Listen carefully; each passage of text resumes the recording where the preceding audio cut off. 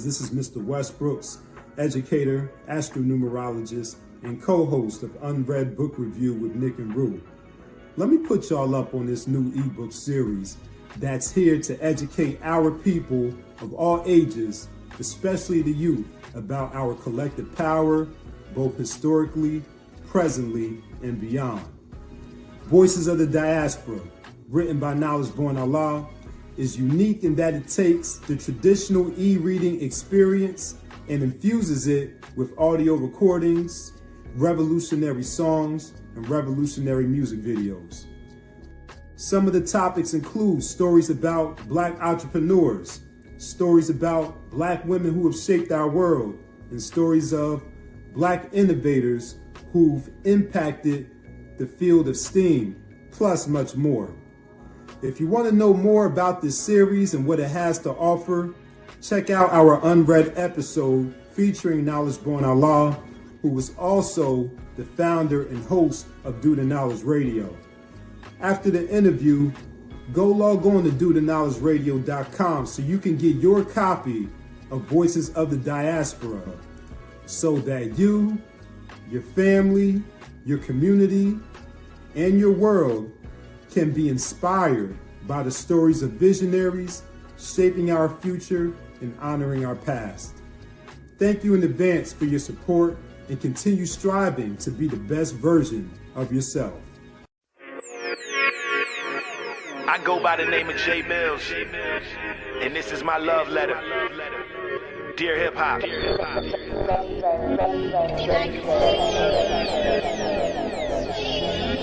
Yeah.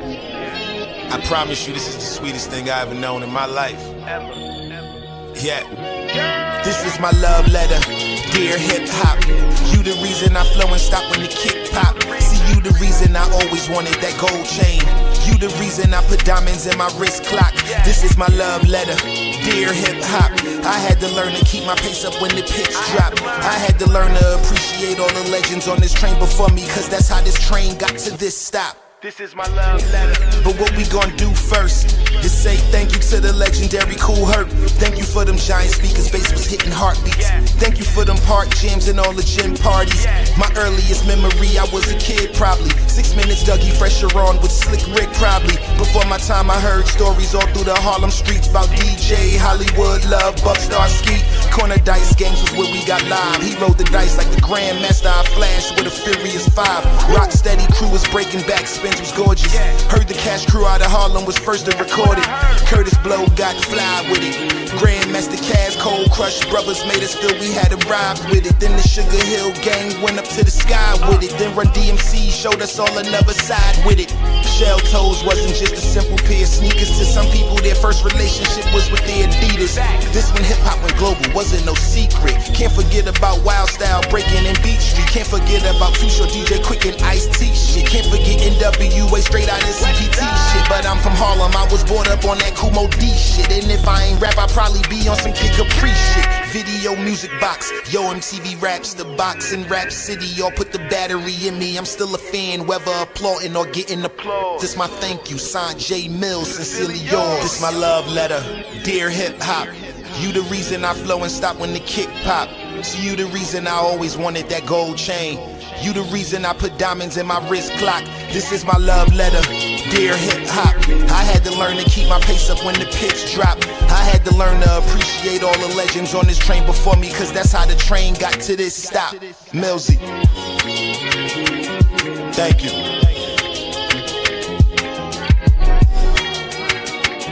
This is my love letter, dear hip hop.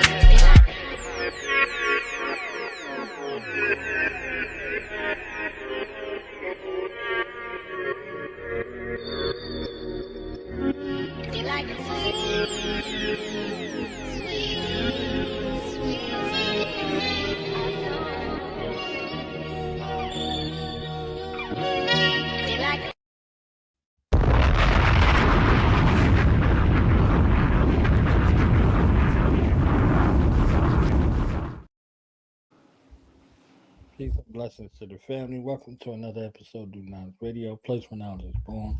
It's your host, Knowledge Born Allah. We got my hip hop love letter personified. My hip hop love letter personified. Y'all is like the live hop. The Y'all live like hop. the live hop. You understand what I'm saying? But all of that is yours. It's y'all. Um, I'm a Jersey cat, right? I'm a Jersey cat. So when Rod Digger and Young Z had got together, they had like a beautiful older brother sister vibe hip hop couple for me. You know what I'm saying? So like in the same breath of like a Moni Love and KRS type situation, we have before us hip hop royalty, hip hop royal family, life though. Like life, not pretend. So I want to honor y'all. I want to celebrate y'all.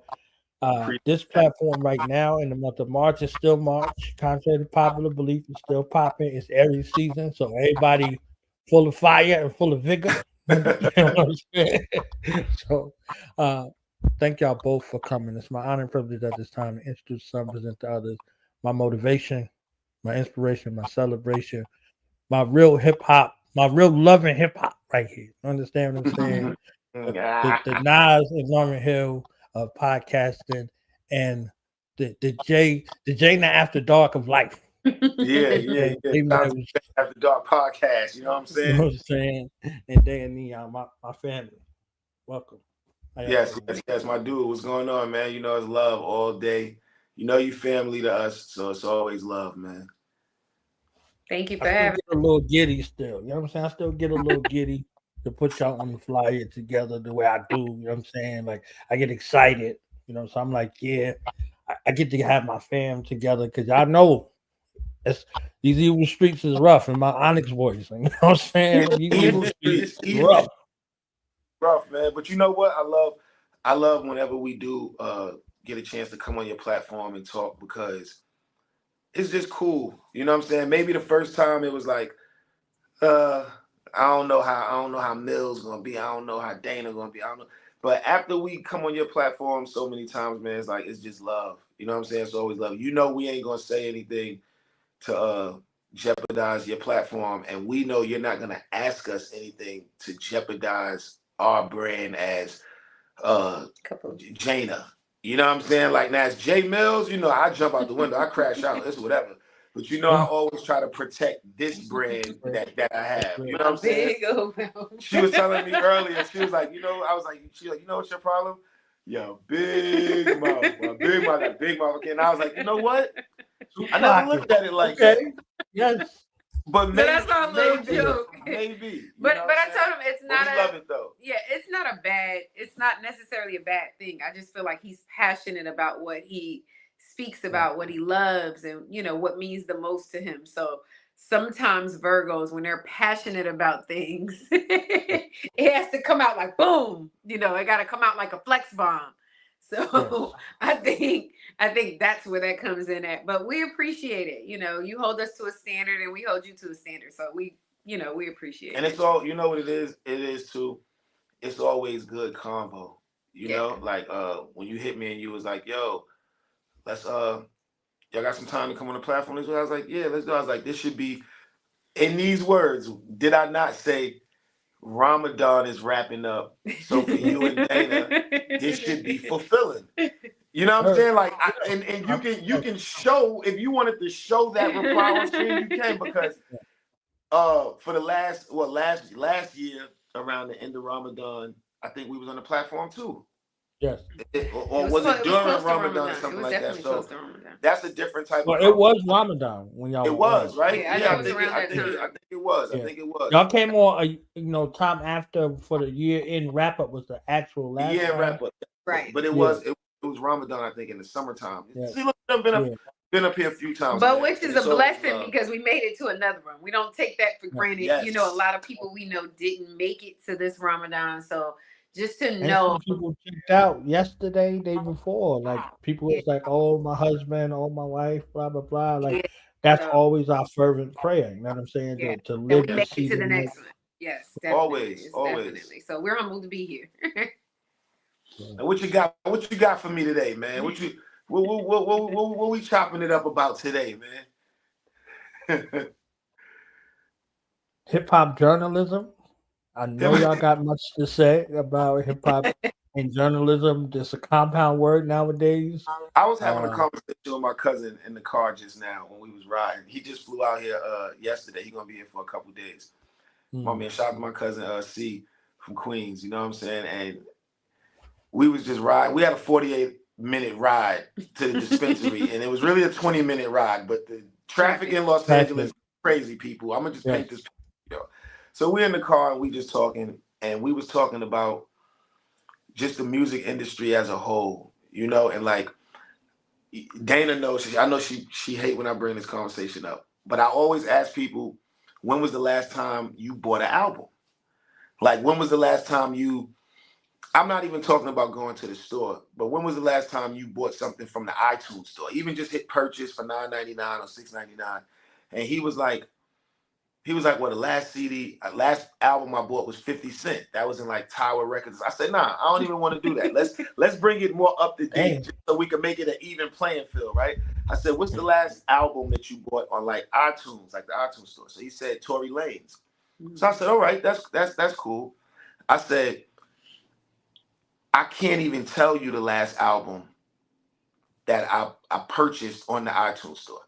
Now, I could tell you the last album that we listened to, or the last album. I listened to everybody's album that come out because I pay Apple Music. It probably was Beyonce's double album. That was the last one, I think. The Beyonce joint. That was the Drunken Love and all that. The video album.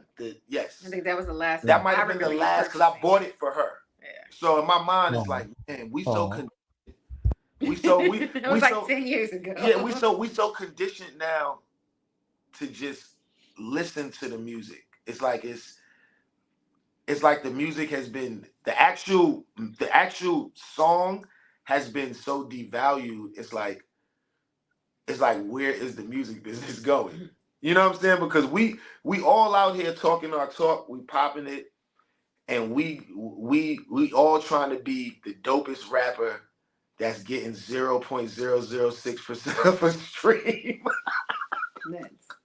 That's where the game done went. You know what I'm saying? It went from Suge changed the rules to, and people was mad at Suge, but Suge did, if I'm not mistaken, Suge was the one that made it where you could get 4 points or $4. I don't know the specific thing, but I know Suge's muscle changed some rules in the game, right?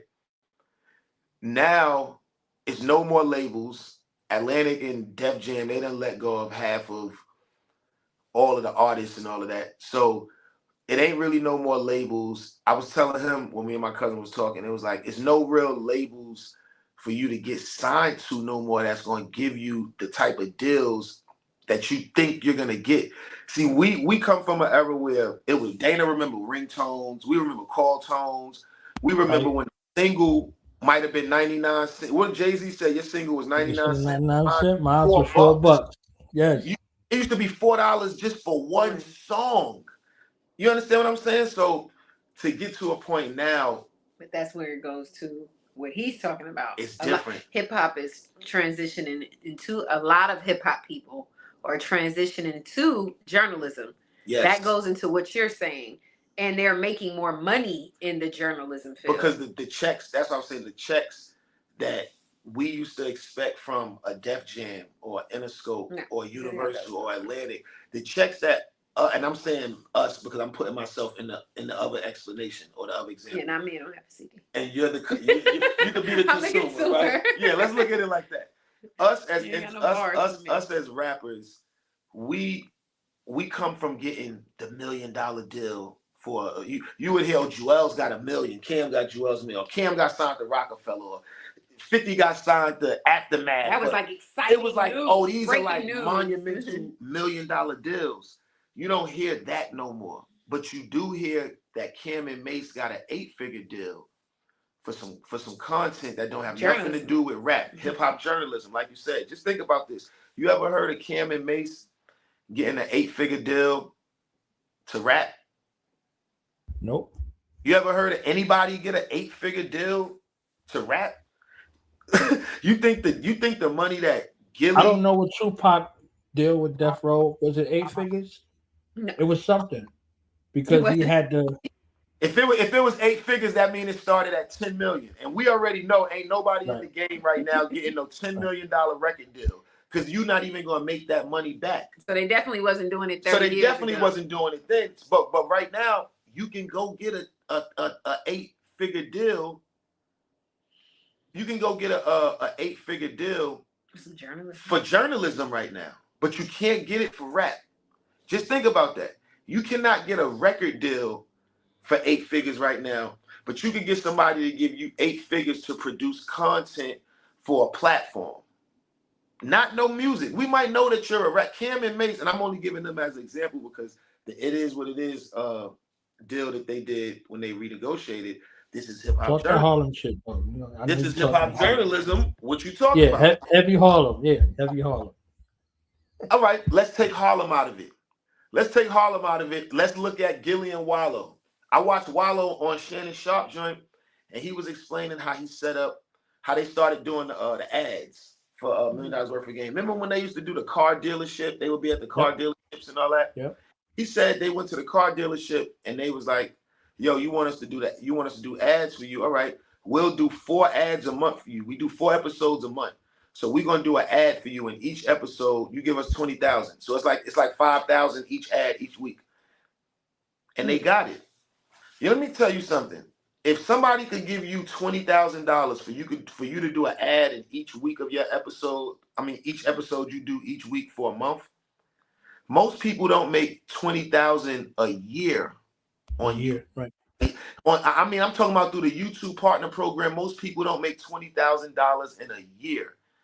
You don't even have to be able to monetize yet to make a deal, to negotiate something with somebody to pay you to wear something, to do any of this. This is all stuff that before hip hop journalism was a thing, this is stuff that we wasn't really taught as rappers. We was taught, get your own clothing line. But even the rappers who had their own clothing line, it was somebody else still making it. Right. You know what I'm saying? So the hip hop journalism thing, we seeing people make money in that field that we never seen them make. Yeah, we didn't even know it was possible. Trust me, it's the reason why. Look, I'm a Virgo. Joe Budden is a Virgo. Nori is a Virgo. It's a reason why they just said, "I'm good on rapping ever again in my life." These is people that love, like Joe Budden is very passionate about rap. That's why he go on this podcast and talk like that. Nori, we grew up on Capone and Noriega and all of that. You know what I'm saying? But to see them be like, "Nah, I think I'm good, man." You good? You good on the only thing that you ever made money from in your life? Yeah, I'm good because I'm making so much money over here now. You can't even pay me to go in the booth. And the rappers that still do, like Cam, just get up on the podcast and talk crazy every other week because he's just a cocky, he is slick talker and he got money, he got his teeth done, he got his look right. You can't tell him nothing right now. He don't have to do it though. You know what I'm saying? Joe Budden don't go in the booth because every week on his show we doing the Prize Picks ad. I got a Prize Picks commercial. I probably make more money than Prize Picks than I'm ever gonna make getting that 0.006%. So, like you said, the hip hop journalism, man, it's a way of life now. I feel like. Yeah, media is pivoting as a whole. So, I'm studying the journalism aspect. And 90% of the American audience that they could document rely on social media for their news. They're not going to the newsstand. Like they're not getting Star Ledger. They're not getting New York Times. They want to read it online or on their phone. Right. And then they have to make a decision. It's like, am I going to have this 4-minute read or so?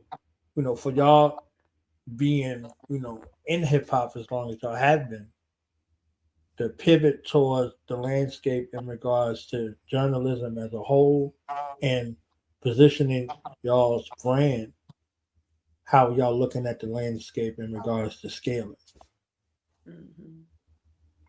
I think the whole thing with the landscape of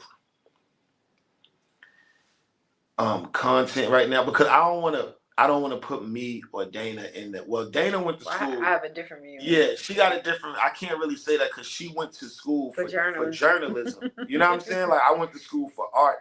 but I didn't go to the college level. I got accepted to college and never went. She went to college. Yeah, like I actually studied Turner and how those feel, you know, the difference between TNT, TBS, and you know how they got started. Like I actually, those were my textbooks. Like she interned at Power 105 in New York when they were the new rival station to Hot 97. Yeah, so that was she worked.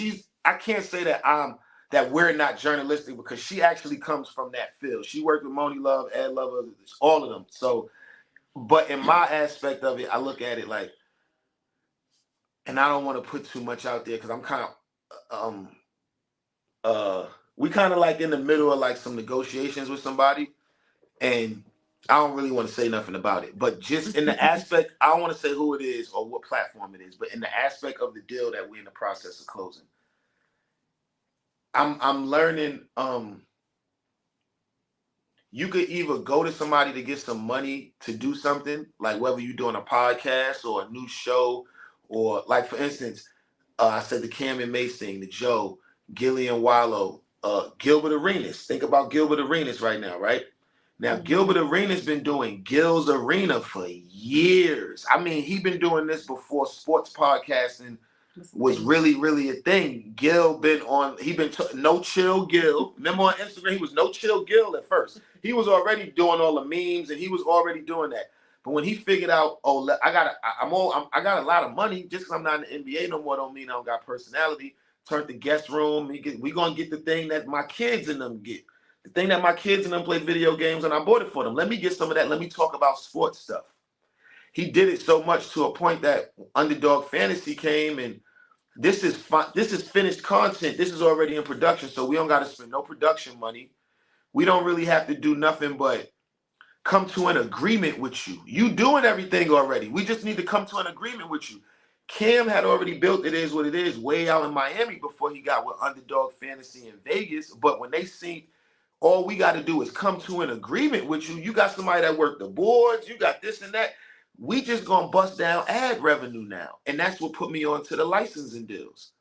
And it's like, when you hear Gillian Wallow be like, now we still own blah, blah, blah. We did a licensing deal with Barstool or so-and-so.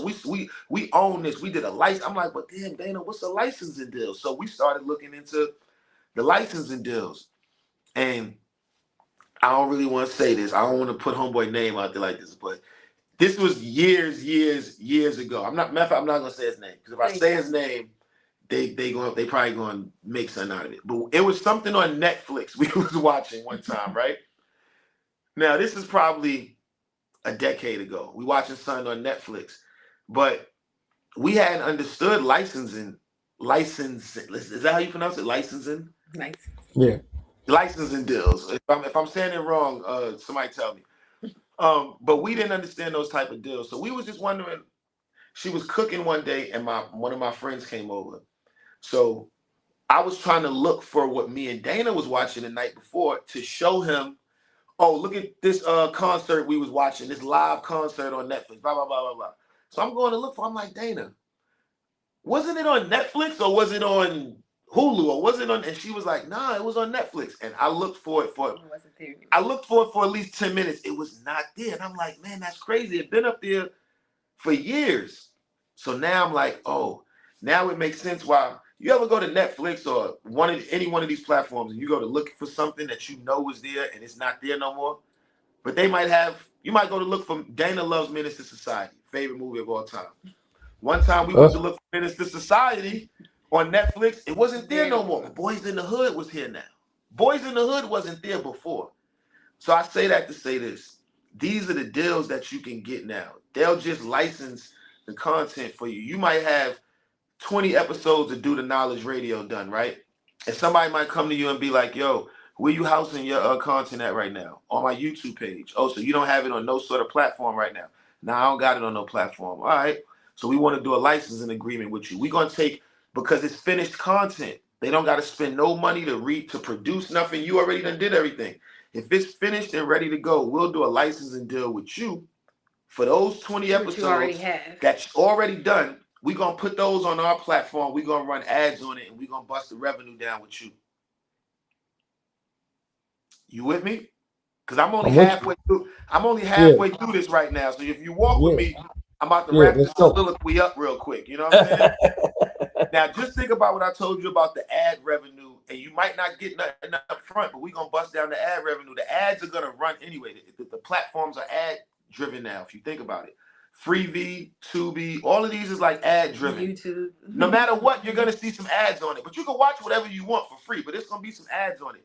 Think about, and Gravy is my man. Shout out to Gravy. Think about how many movies Legend. you see Gravy in on Tubi. 700,000. All right, now hold You on know? right there. Yes. Let's say Gravy was in 700 movies on just 700. Let's say he was in 700 movies on Tubi. Each movie, let's say, is an hour and a half, right? Now, they might not get no money from Tubi for these movies. They might just produce these movies on themselves and go to Tubi, yo, we're gonna let y'all license this for a year, see how I do it, and y'all can do another licensing deal with us if it don't do no good. But if the movie's an hour and a half, how many ads do you think gonna come on every 15 minutes on Tubi? It's gonna be ad 1 of 4, 2 of 4, 3 of 4, 4 of 4. In about 10, 15 minutes, you're gonna get 4 more. And in 10, 15 minutes, you're gonna get 4 more. If you got 700 movies, how many ads are you splitting ad revenue with Tubi on? It don't matter if they don't give you no money up front. If they gonna do a licensing deal with you and just keep this bootleg movie that you done did for $2,500 or something like that, or $3,000 in a week, you done shot this movie low budget real quick. We're not gonna give you no money to put it on our platform, but we'll split the ad revenue with you. Once you got, like you said, 700,000 movies on Tubi, it don't matter if they didn't give you They money should up just front. call You it got wild Gravy, ad not revenue. Tubi no more, because he on everybody. You know what I'm saying? He's on everybody's joint. I'm not saying this is exactly what he's doing, but I'm just telling you the That's type where of it's deals changed. Yeah. with the Right. hip hop journalism. Right. It's like it's a whole new world And that people are starting to get a lot of money out of it. yeah, it's a whole new world. Everybody just exploring it in their own ways, and I feel like it's no real rules to it. It ain't. It's nobody. You can't do nothing wrong. What can you do wrong? Mess up your deal. I mean, you can mess up your deal, but I Mess mean, up like your deal. all of the information it's right there. It's just I think we all in that gray area of what do we want to do? Or what will work for us? Yeah, what will work for us? You know what I'm saying? Like Yeah, Dana could go do selling. baddies. She could go do baddies, but is she? No, it's not gonna happen. Like you're not gonna see me in the next Magic Mike movie. Like it's just certain things that's just not gonna happen. You got to figure out what worked for you and your brand. And your brand. You know what I'm saying? There's a lot of money out there though. Definitely is, and I know some people they're getting to it. Mm-hmm. As they They're should. money adjacent. You know, they're focused on their focus. Yes. Yeah, come on, man. Do. So 1995, everything that came out in 1995 in hip hop and fashion, all of it turns 30 this year. Mm. So Do or Die already turned 30. Do or Die. The World already turned 30. That was one of my first rap albums that I ever had that was mine. That was like a CD. I remember my first 2 cassettes was Into the 36 Chambers and Totally Crossed Out. I know that's crazy. But my first 2 CDs that I owned that was mine, that my mom's bought me, was AZ Do or Die and Fat Joe Jealous One's Envy. So those must have both been like a 95, 94 thing. Mine was Brandy. Yeah. You said Brandy and what? Brandy and Marry My Life. My Life was 95 too, right? Or 94. 94, 94, I think. Yeah. NBA Live 95 out too. I just posted something about that today. Yeah, look, you already know I'm going there, right? Bone Thugs and Harmony, East 1999, and East 1999 is Us. 9999 East. Yeah.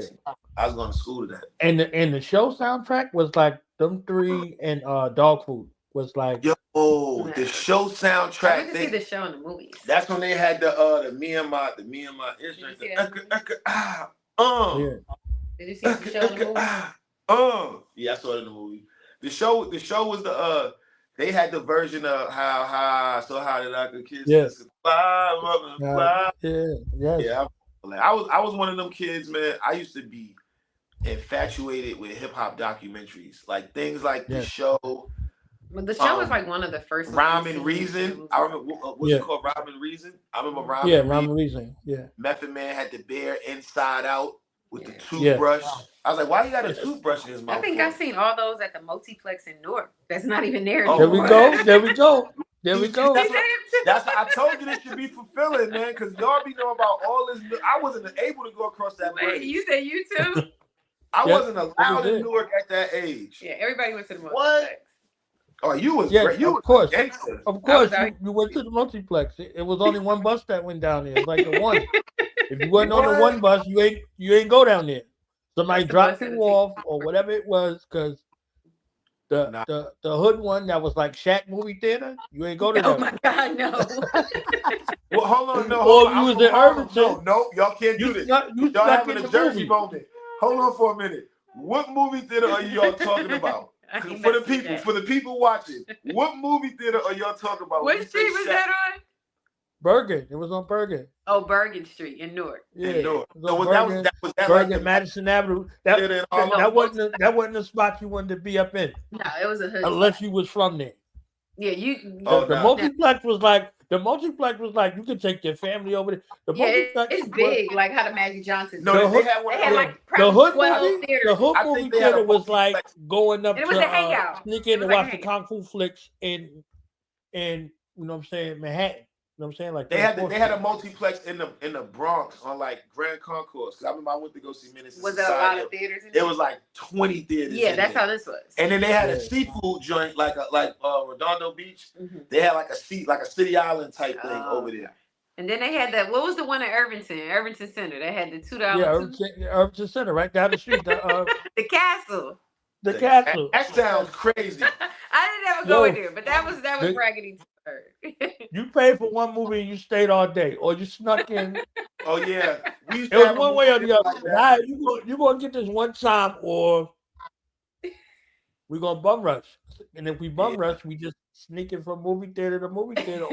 Yeah, we used to do that in Jersey, man. Shout out to Vado. Vado, my man, he put me up on that in Jersey. We used to do that. I'm talking about as adults too. Like, we used to Vado and Jae Millz. We used to go in there and watch a movie and just go from one theater to the other. We would go back and get popcorn. Just in case you didn't think, I know that ain't Jae Millz. Yes, it is, because that's Vado. And I got to go get another slushie for the next movie and go right back. And they're not going to charge me neither. They don't care. Yeah. That's it. All day. You only do it like one time. That was the castle. Castle.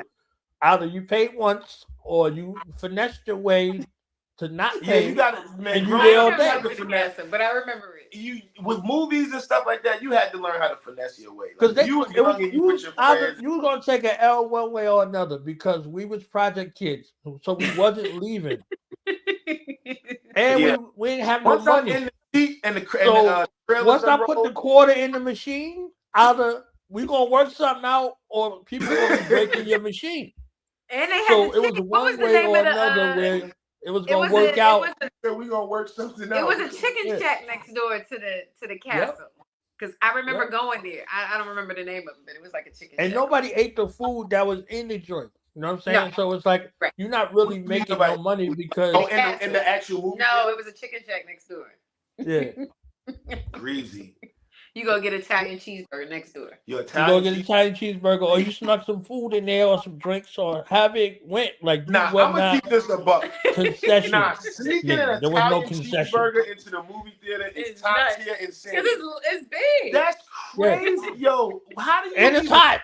Like it's hot. So that shit is wrapped up in foil and sliced down the middle. You all the way wilding. Like there's no way in the world. I ain't gonna lie. You wilding to even crack that open in the movie theater and not niggas gonna be like, yo, where did you? That's all that. And a CNC soda. You had to have a CNC soda. And a CNC soda.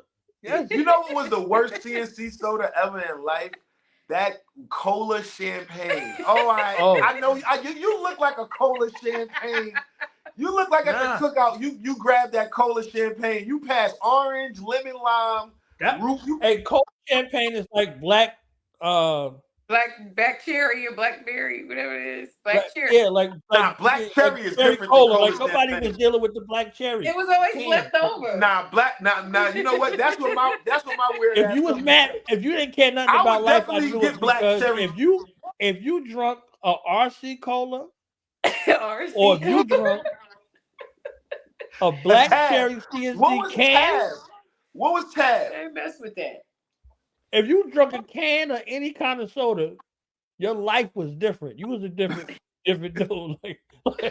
Like, because the soda was like 35 cents.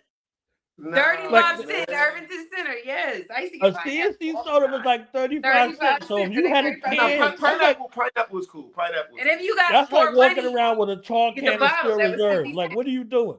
You know what I'm saying? Like, you different. Yeah, Dana used to always No, but say you- like. Dana used to always say when she see like winos in the street, like with a beer, she used to always be like, Jarvis, why did he only get a?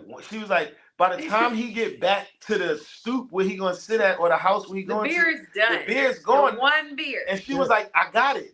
That's why they keep walking back and forth. That's their day. They go get one beer, they drink it and walk back. And come back. Get some change and Go walk back. back to get another one. All day long. One beer. That's the day. One day. That's it. That's the day. The other day, me and Dana saw this wino that we knew for every bit of like 7-8 years. On the same route.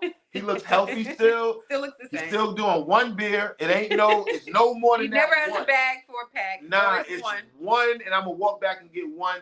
And I be thinking about it like, how the hell does he outlive everybody? He's living in niggas doing crack, coke, selling it.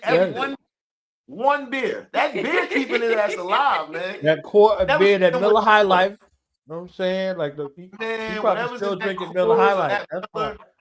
Man, he's still going. 2025, strong. Yeah, I was out there in the hood streets, and he knows when we go back. I always love to go to places. She be liking to go to the craziest Take me to the chicken shack. Yeah. She be liking to go to chicken shacks in Jersey where it's like, oh, this is the only one.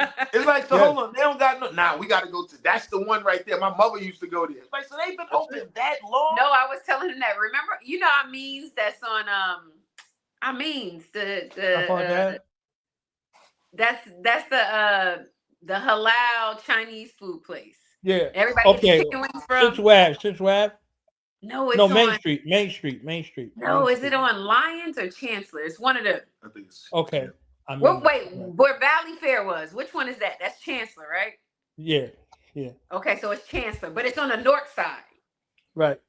It's going toward the high school. It's on the north side. So I was telling him, I said, everybody went there to get Chinese food. He's like, Dana, this little spot. They had dangerous. That was the Chinese halal for real. You know what I'm saying? Like, you know what she's talking about.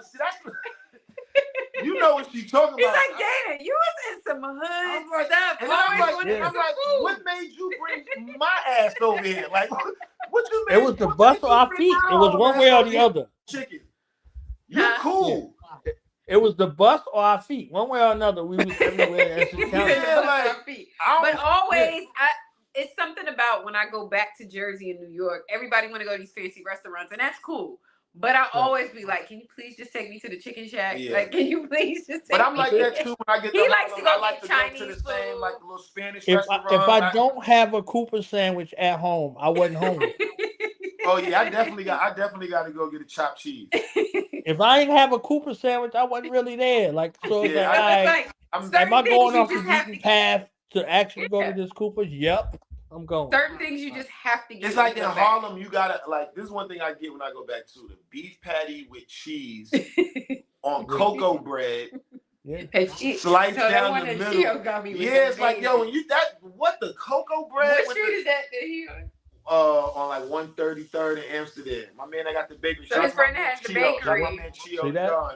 And his mom, they have a restaurant next door to Larry's it. apartment too. Fucking Key. They right next door. Food is amazing. But you got an East Coast education because don't nobody else in the world know where they live at. They be like, yo, I live over there where the old, where the old park. No, give me a street. One thing we're talking give about. Me a street and another street. Like, give me 133rd Street in Amsterdam and Harlem, New York City. You know what I'm saying? 133rd. You my boy Chio got somebody already driving in their mind, or they on the train. For people that don't know where they live, they be like, oh yeah, I'm by the Waffle House across the street from the gas station. You know what it is? Like if you was to tell me something like, all right, when we was in Orlando and we was just moving around doing a bunch of stuff, we right? went to Waffle House.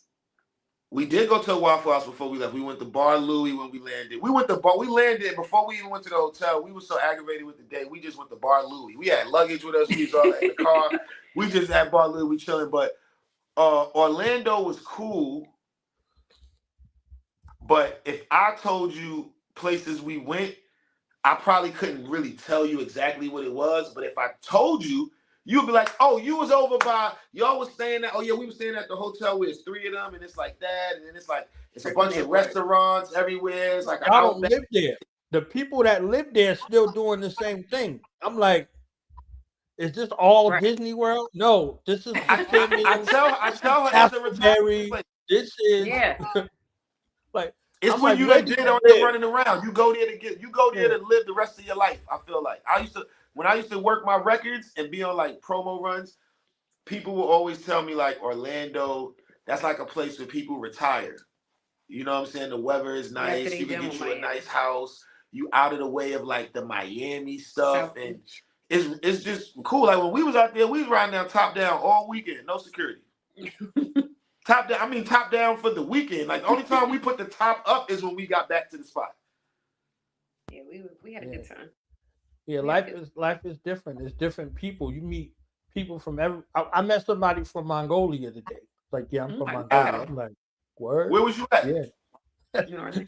Just out. I was trying to get back here. You know what I'm saying? So it's like, all right, I'm out on the move. I had to go see the barber dude. Nobody speak English. I'm like, oh, this is a Jersey barbershop? And nobody speak no English in there. I'm what? Like, no doubt. Going to a barbershop where don't nobody speak English? Yeah, it's called New Jersey's barbershop. So I'm that's almost as worse as me getting a tattoo in the Dominican Republic by somebody that don't speak English. Craziest thing I ever did in my life. And then I got mad when the tattoo didn't come out the way I wanted it to come out. They don't speak English. Everybody sound like Uptown. Everybody sound like Uptown. You know what I'm saying? So if you know what Uptown is for, you understand. If you don't, then don't worry about it. So he's like, my friend, you need a cut, my friend. I got you, my friend. How you want your cut? I'm like, where's Google Translate? While we talking about haircuts, right? I can't let you just share one of your bad haircut stories. I'm gonna tell one of my bad haircut stories. We have moved out of LA a few years ago, and we moved like to the suburbs, right? So we not in LA no more, right? So of course, if I'm not in LA no more, and I was living in LA for a few years, I got barbers there, little dispensary spots I go to, the gym I go to, like, where I could just everybody knows your name. Okay, you know your name. Yeah. No. This is what I like. This is the person I've grown into. Nobody knows my name. That's how I survive in California. Like I've been living in California for 10 years now, right? A decade. You ain't never heard Millz got robbed. You ain't never heard Millz running with this gang, that gang, caught up in this. Messy Millz said this on the podcast, and niggas came and they tried to press him. Nah, you be on your best behavior, you mind your business, and you stay out the way. But when we moved out of LA and moved into the burbs, now it's like, oh, sometimes you just take a walk. You just see stuff. Hey, what's that? I want to try that. I needed a haircut. She's laughing because she already know the story. I didn't plan on this, right? But I needed a haircut. I was going to you was going out of town somewhere. I don't want to say I was going to the OVO Fest. I do not want to say this. Were you? I might have. The first time, I think. I might have been going to the OVO Fest. It might have been the first time. This is a wild story right here. Allegedly. All right. I'm rushing to get to the airport. I don't have time to go and see my barber in LA. Now, I have time to get there. But I don't have time to get there, get back, and get to the airport. Just going so many different ways in LA in the middle of the day. So I'm like, you know what? Let me just go to one of these barbershops in the new neighborhood where we live at. Because we live in the suburbs, ain't nobody going to know. I could walk in the barbershop as a walk-in. Ain't nobody gonna be like, yo, ain't you the guy from so-and-so? Nah, they ain't on it like that. I'm blending in. So I went to like 3 barbershops and they hit me with you got to make appointments, this and that. I'm like, oh, so now I'm wasting so much time. I'm about to miss the flight, but I need a cut bad. Like, there's no way I can leave without getting a haircut. So I see this barbershop. I'm like, man, this is the last one I'm going to. I'm gonna just go home and take my chance. Every chair has somebody in the chair. It's like 4 chairs, like 3 people on chairs. But at the end, it's a lady. She got an apron on, you know. She ready. Latin lady too. Wow. She was like, "You need a haircut? You need a haircut?" I'm at praying this already. point, now at this point, this is a defining moment in my life, because you can either be prideful and be like, nah, I'm good because she's a woman, because you already accepted the fact somebody gonna cut your hair that you don't know. So you walked in here ready for whatever. But to see that it's a woman, before you get on the flight, this is a tough thing that you got to deal with right now. And this is not a black woman. So this is what he went through when he went into there. My friend. And the whole time that auntie was cutting my hair, I just keep saying, oh my God, if she messed my hair up, nobody's going to believe that the lady that killed Selena messed my haircut. And why would you even sit down in the chair and let the lady that killed Selena cut your hair? Millz, like, what are you doing? Believe it or not, Dana, am I lying? She gave me one of the best haircuts that a barber that has never cut my hair before has ever gave me. I ain't gonna lie, I left there and I was kind of like, might have to double back on Abuela when I get back. I don't know. I'm gonna have to pull back up on her. You know what I'm saying? So, but you taking a crazy risk just trying a barber. Like, that's what he went through with Poppy. Man, sometimes it works, sometimes it don't. I've been there 3 times and 4 people cut my hair. So it's not like I went to one person where it's like, I'm gonna wait for one person. I wouldn't even know who I went to again to go back. Only my man today, hey, my friend. I hear every day except Monday. I was like, Monday? All right. I was watching Fresh. Look, I was watching Fresh. So all I heard was Esteban. All I heard was Esteban and the little homie where Pun got the album joint from, Spider-Man go down. Yeah. My man Chuck E. Chuck E. Yeah, Chuck E.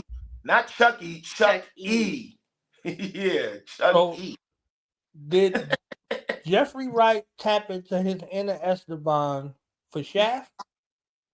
Did they discuss some notes? Because I don't know what he did. He went from Esteban to he went from bugging out to Esteban. I don't know what he did. And that's what you heard at the barbershop? Yeah, that's what I heard today. I was like, oh, yo, my main guy. You know what I'm saying? I'm like, then I heard Samuel Jackson playing the chess with his son. Like, check that shit at the door. I'm like, wait a minute. Oh my God. It gave me a flashback. 95, Uptown. You know what I'm saying? Uptown was different. 95, 30 years ago. That was Fresh came out in 95 too? I think Fresh came out in 93 or 94.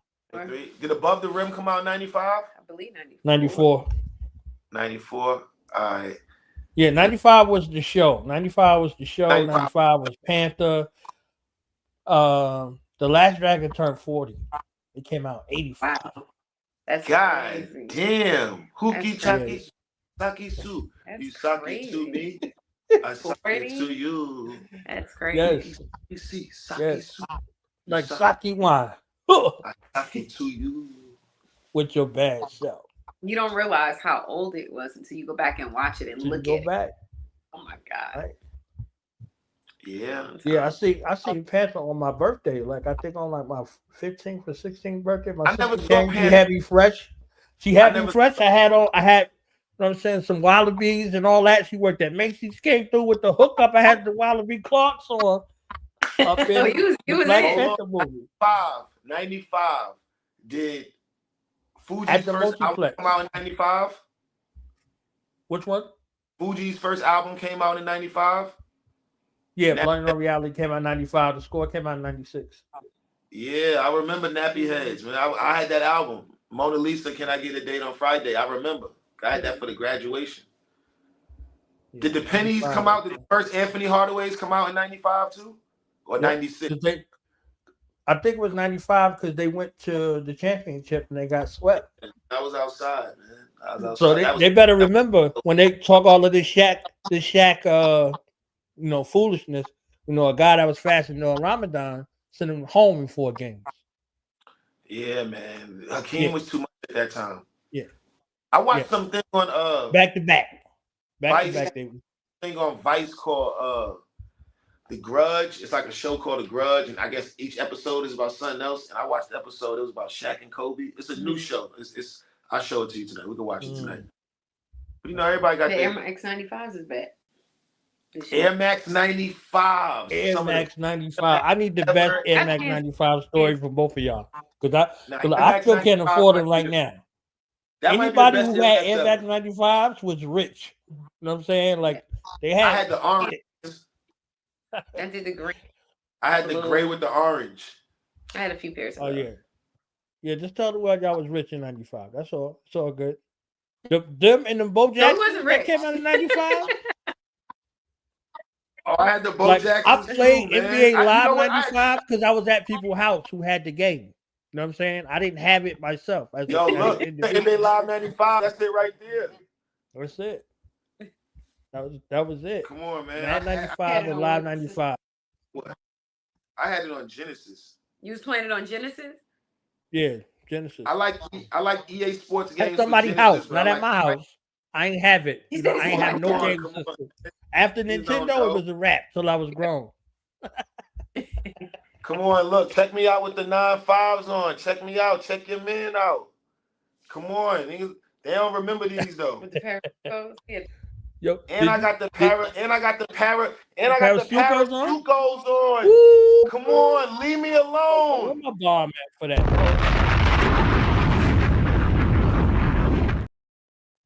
Parasucos. Yeah. That is your crazy. Mother loved you. You know what I'm saying? Honest to your mother. Your mother loved you. My mother was like,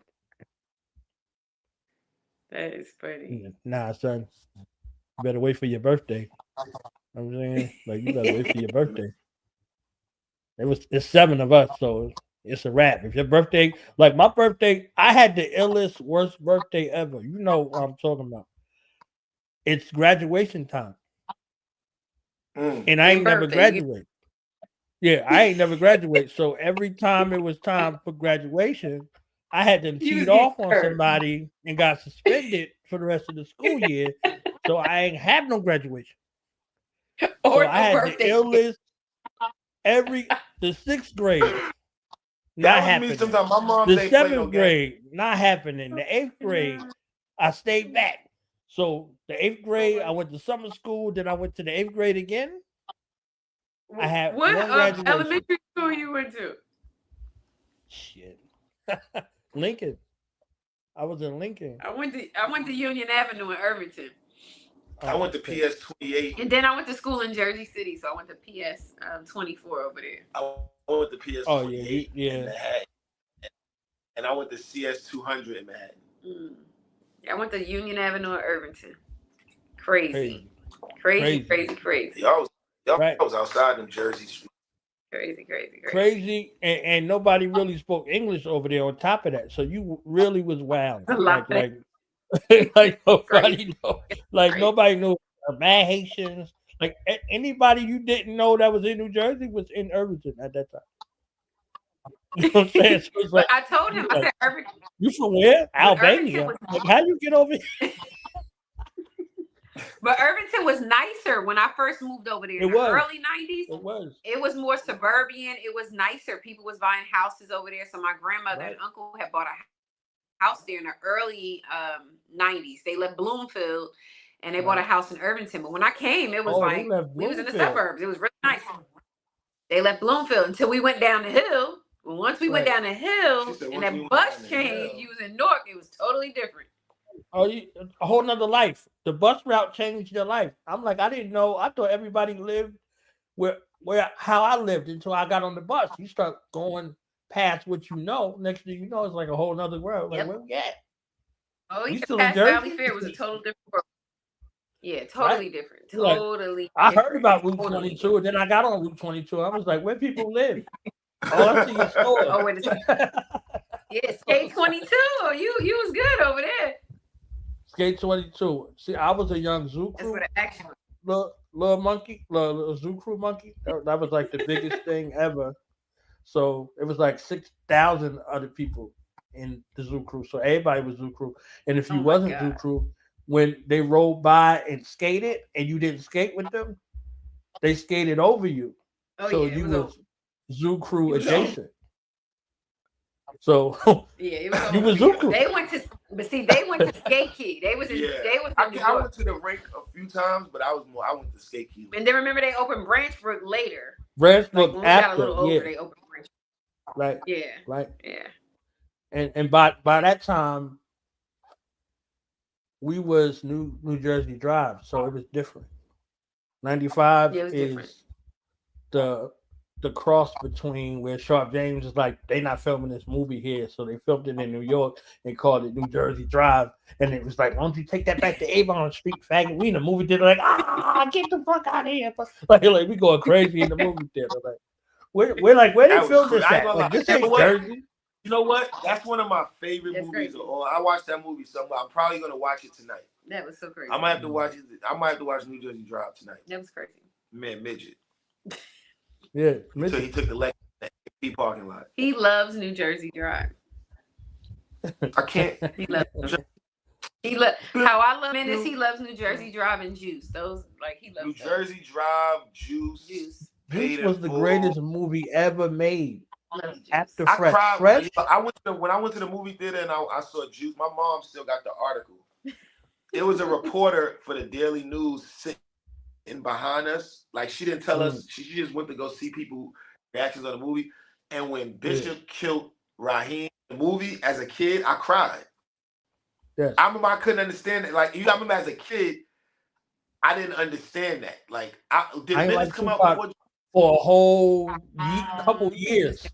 It was close in time. I ain't like Tupac for a whole. I had a different disposition. I was like, yo, how he do his man I didn't like that? understand Like somebody killing their friend. That might have been like as a kid. Maybe that was too much for me at that age. But I didn't understand somebody killing their friend. Like that was the first time I really seen that. And I think I probably like kept asking my mom that during the movie. So when the movie was over, the lady came to me and she asked my mom's because she asked us a few questions about the movie. And then after that, she said, well, I'm a reporter for the Daily News. And she took a picture of us. And I still got the picture. My mom, we was in the paper. My little brother got on the Chicago Bulls Scully. I got the Scully on. I got the X on it, the Malcolm X joint with the two strings that hang from the Scully, like Tretch had. We was on the 86th Street and Broadway. It was like a movie. It's like a Lowe's movie theater on 86th and Broadway. I'll never forget that day. Lowe's, damn. The Lowe's. Remember that? Yes. You make a whole you be like, what? We ain't going to the matinee. We going to the Lowe's on what? This is big. I don't got to just pick from these 3 movies. I can see any movie. You know, when you go to the matinee, there's only a few movies you can go see on like the early joint. Yeah, if you go on after 1 o'clock, you can forget about it. You know what I'm saying? You about to pay the highs. You gonna pay the highs for the lows. Yeah, you're definitely gonna do that. You're gonna be crying. Before, because I don't know, but before we wrap up, I want to ask you something. This just came to my mind. We talking about this just came to my mind. Did you see the Luther Vandross documentary? Yep. Amazing. Did you know? Because I know a lot of people might have knew a lot of that. But did you know that he wrote on all of those? Did you know like he used to be like a writer and a backup singer for David Bowie and Barbara Streisand? Was it Bette Midler? It was so many. I'm you know sorry. What I'm, like, I'm on my fasting brain. But it was I know so he many. was like an ultimate cover artist. Yes. Like like Now Rogers. He did covers so great that you thought that it was his. I know he did a lot of collaborative stuff. Now Rogers said there's not one Chic album that he's not singing background vocals on. And even worse than that, what's the Dionne Warwick song? A chair is still a chair. Yo, I did not know that wasn't his song. You couldn't tell. Yo, Right. I did not know A House Is Not a Home was not Luther Vandross. But we had this song. conversation of it's so many songs that people redid that you like the second one better than the first. And it's not to say the first one was bad. That bugged me out. But when you hear somebody make it their own, you can't unhear it at that point. And I didn't mean to sound like uneducated. If This World Was Mine was better than Marvin Gaye and Tammy Terrell, and that was like, how could you be better than them? Yo, well, you know what I'm saying? The Escape, Who Can I Run To? And no disrespect to the original, but I can't unhear Latasha. They spoke them. And sometimes it'd be like you don't realize. It's like, man, like we would always talk about All I Do Is Think of You. So many groups have done that. But I love Troop version. But I love Troops, my favorite. I love Mike. I love Michael Jackson. Right. B5 and all these other people. Just like what was the Michael Jackson Paul McCartney joint? The Girl Is Mine.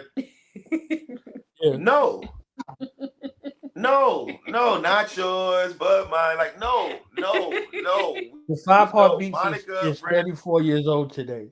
So before we go, it's like two topics I want to talk about. One of my favorite the Five Heartbeats is one of them. Any part of the movie. 34 years old. 34 years old today. Robert Townsend, he's still here with us. I met Robert Townsend. It's still happening. You want to know who she's related to? That ain't shit. Hold my cane. In real life, that Sarge? You related to Sarge in real life? That's my uncle's dad. He said. He was killing that. He said, You might just learn something. We were dressing, started doing that like that. He said, that ain't. Yeah, that's the Nicholas brothers. That's my uncle's dad. Yeah. Hold my cane. Nah, with my man. Oh, this is my man too. What's my man that played the bongos? My man Tico. Yeah, they know him too. Tico. Look, I moved out here. I moved out to Cali. And her family introduced me to everybody. Viola Davis, this one, that one, Tico. Look, we've been around Tico. Before God bless the dead. Tico is Richard Roundtree. I met Richard Roundtree at a family gathering. Yeah. Goodbye, Journey. Doing what? Okay, let us finish. Daddy count. Daddy count. Yes. Yeah, just me and so many people, but Richard Roundtree, bowling with Kenny Lattimore, just all sorts of like little things like that. But the Five Heartbeats is one of our family all time. That Sparkle, we was singing. When Sparkle my man Choir Boy walked up to him with a toothpick, he said, "Oh, Sparks." So he was looking at him. He went like this. He said,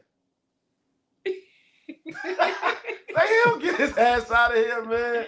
He said, "Come when Michael back. Wright Come back to when me." he did his best, I think Clarence Williams saw that and was like, "I'm doing this in Sugar Hill. I'm going to be you, the way you was in this."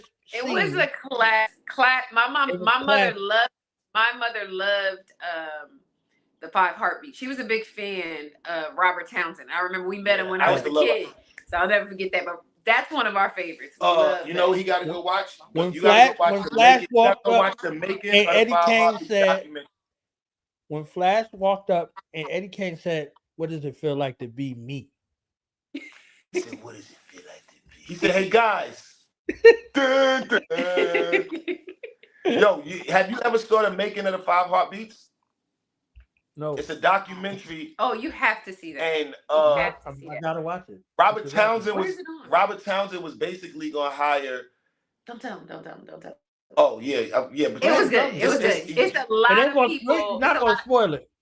Yeah. No, he's not. I'm not gonna let him spoil it. But it's a lot of celebrities that were supposed to have roles in the movie.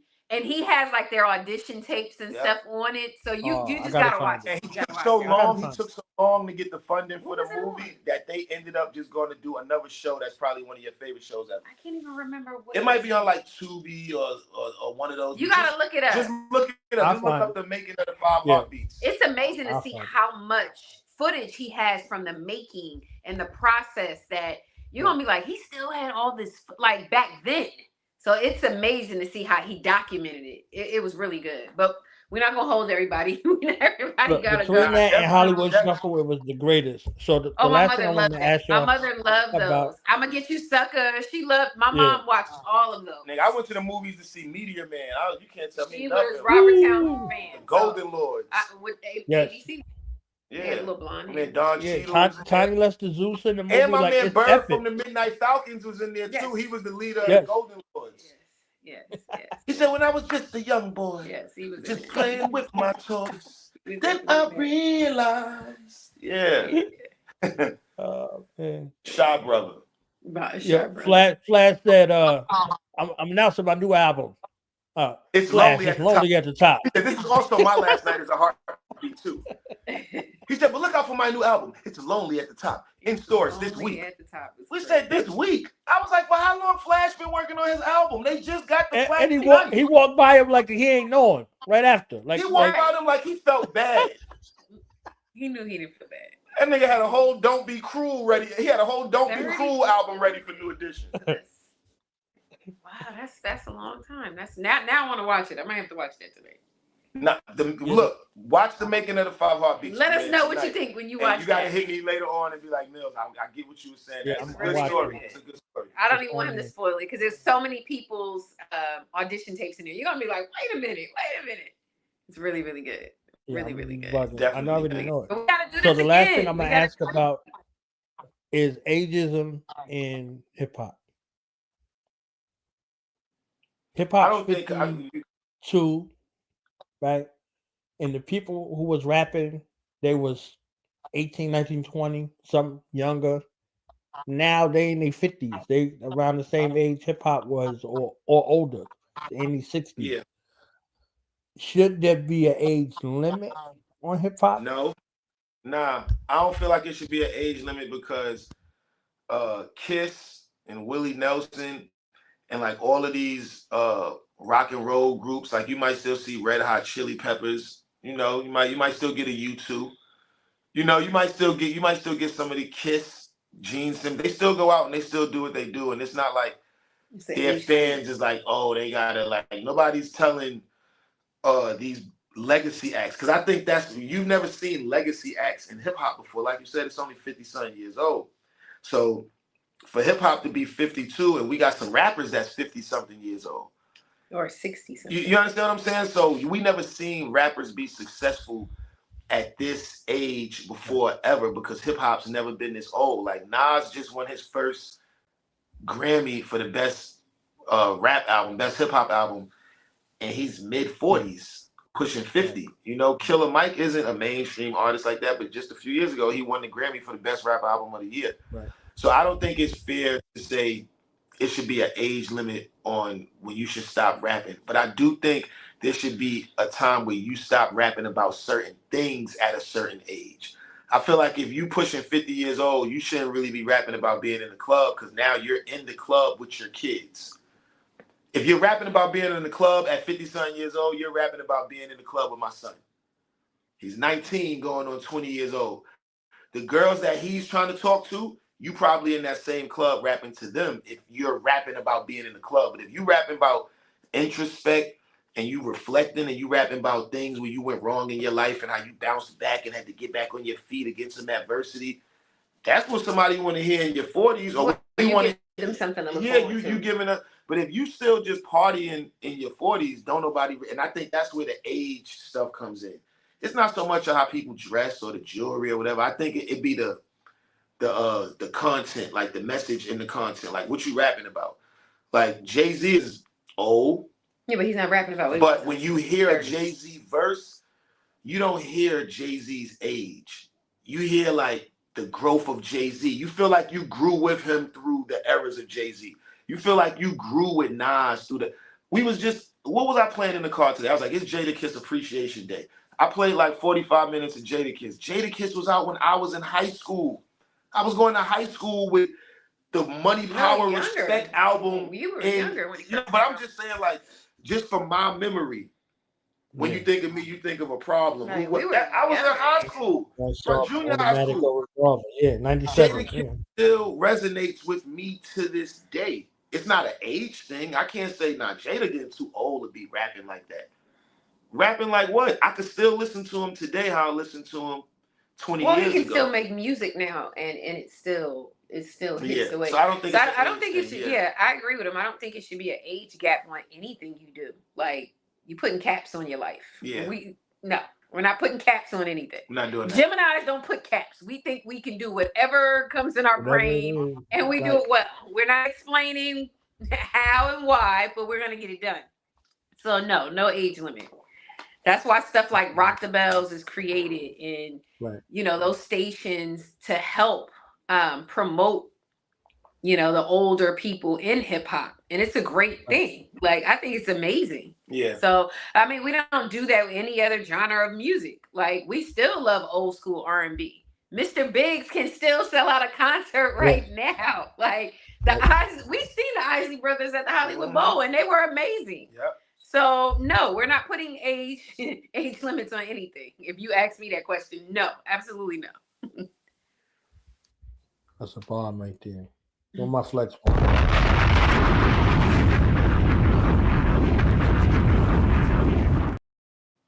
I know y'all got to go. Y'all got to run. Dana, if you wouldn't mind, ma'am, tell us about your podcast. You know what I'm saying? And then y'all tell us about Jane After Dark. If y'all got anything to plug. Millz, you done caught some bodies along the way. You know what I'm saying? Last Ramadan, after Ramadan was over, I felt sorry for everybody.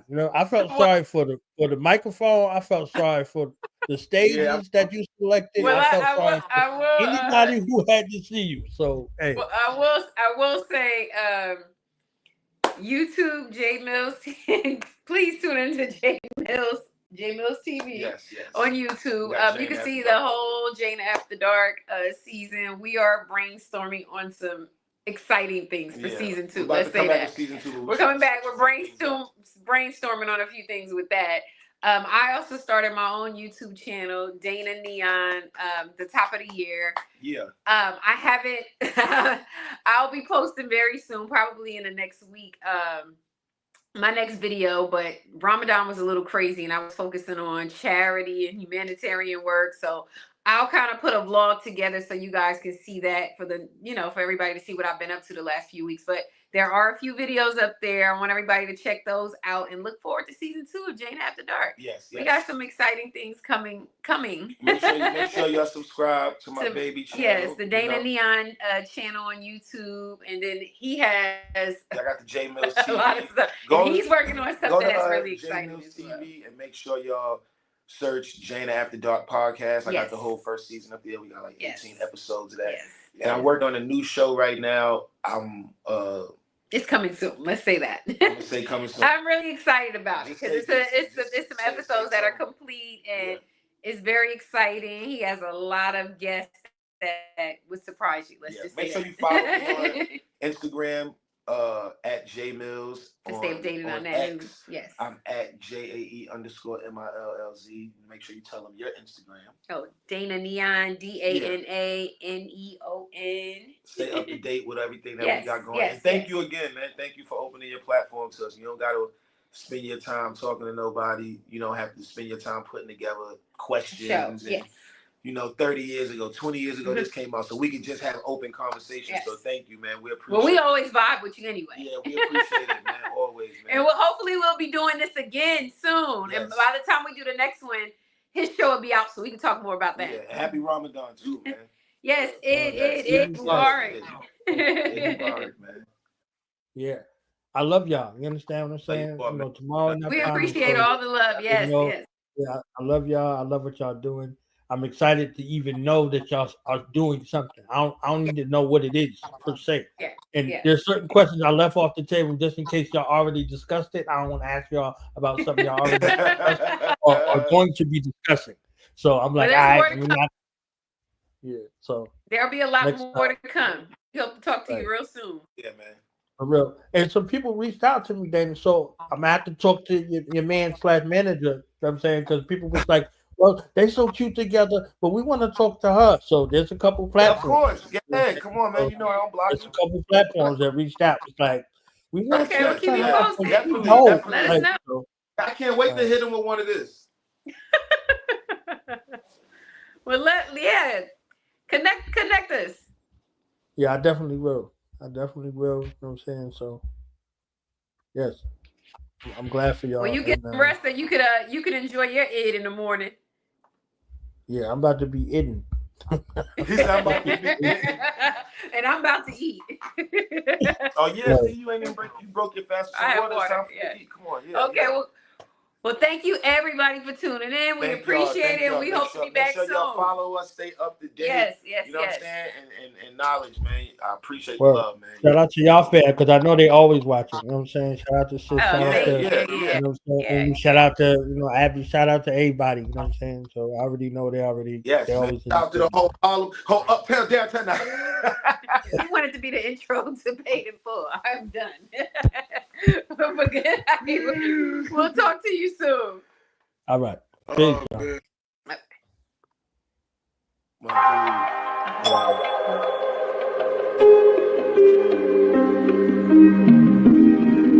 People be acting like you're gonna get a chance to come back and do it again.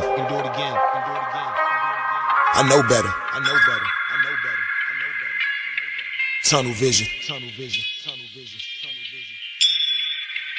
Millzy.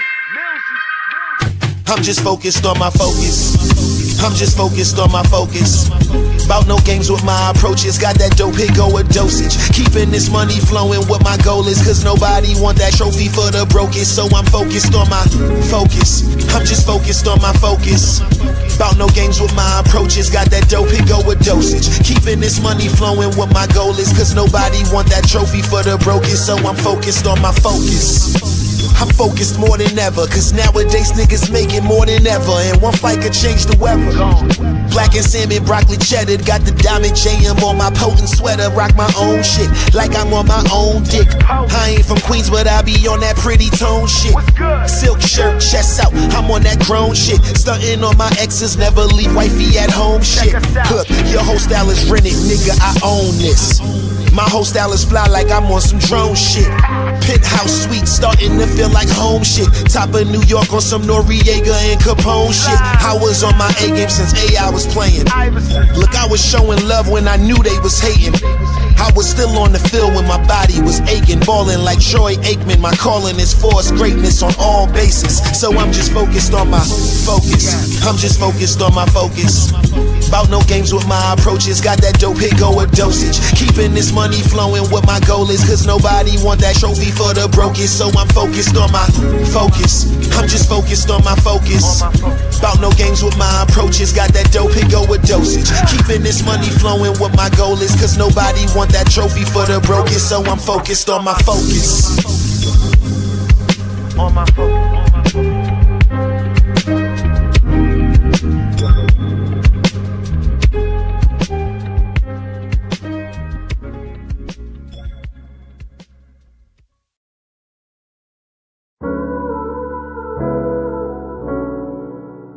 Carpe on the beat. 14-hour travel just to clear my mind. And we ain't even got no plans, we just sitting out in the middle of the water. Yeah. Eating good, drinking good, analyzing life from a different view. Middle with the man touching new skies. Middle with the mad indigo blue tides. Money can't buy you happiness, I'm like, who lied? The world is huge and money take you to a new side. Middle with the man touching new skies. Middle with the mad indigo blue tides. Money can't buy you happiness, I'm like, who lied? The world is huge and money take you to a new side. No socks and my sneaker laces loose tied. Smoking Cuban cigars, catching the cool vibe. Feel like you couldn't kill my high no matter who tried. Look at my phone, first thing I see, Fat Man Scoop died. Rest in peace, king, rest in paradise. Whatever you say they gotta do, even in the afterlife. It's a Harlem, New York City thing, so most people wouldn't understand what that really mean. Yeah, but everything ain't for everybody. I had to learn that this heart I got ain't in everybody. I'm out in Spain, triple deck yacht, eating lunch, I got some stains. Fuck it, this my David for dinner, I gotta change. One day, 3 switch ups, baby, I'm serving pain. Yeah, I'm hurting these hoes. 3 decades in a row, I've been serving these flows, but only like 2 of those is what you personally know. I know, and I'm good with that. Made an M and God said do what you could with that. Now I'm thinking about all the ways that I could flip that. And we smoking on the yacht cause the good was packed. Nigga, we in the middle of the mad touching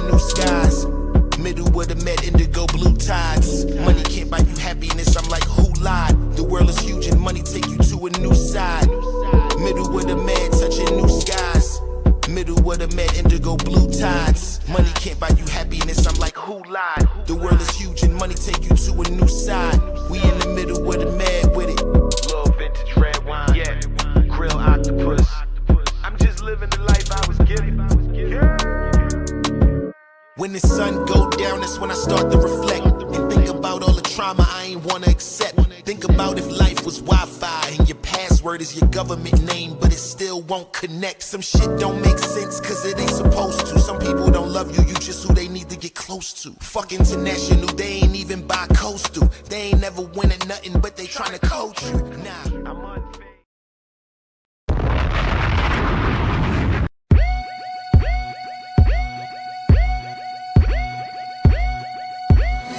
Oh my God.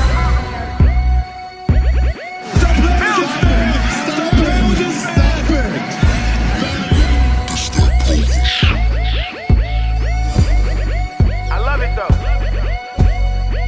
From the line, I'm cash. Yo. 3-4 dribbles, the ice Okay. free throw, go! Yeah. Yeah. Look.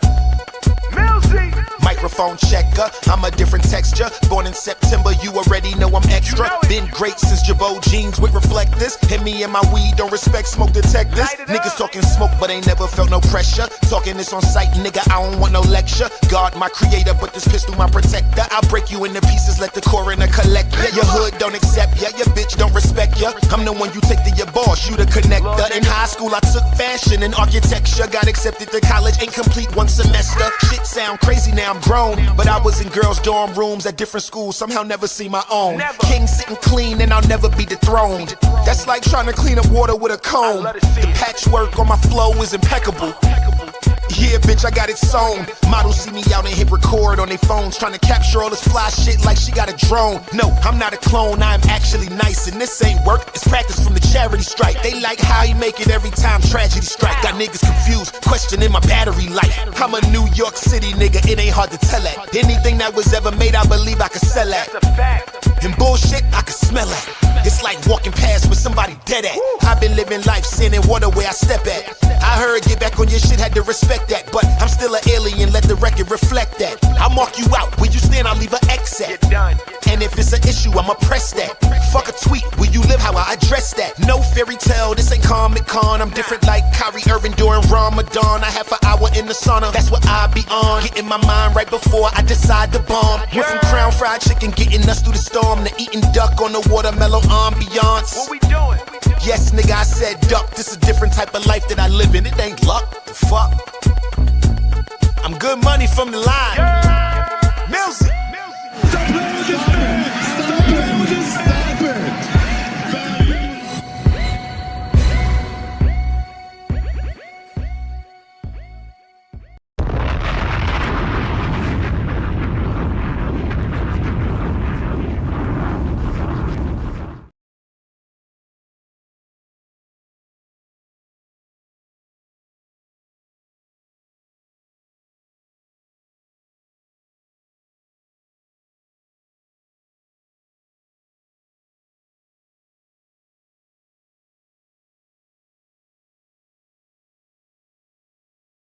You cannot go without this book, and let me explain why. Voices of the Diaspora, written by Knowledge Born Allah, takes you through countless and countless different blacks. From our scholars, our warriors, our great sisters, and even entrepreneurs. It speaks to the past, the present, and the future. There's even an action plan for us that are serious about businesses that we wanted to take on. Entrepreneurship is one of the first things that he speaks about. And if you're an avid reader, this is a 5-part series. So this is not only a great resource for ourselves, it's a great resource for us as parents. We can teach it and incorporate it into our lesson plans for our children.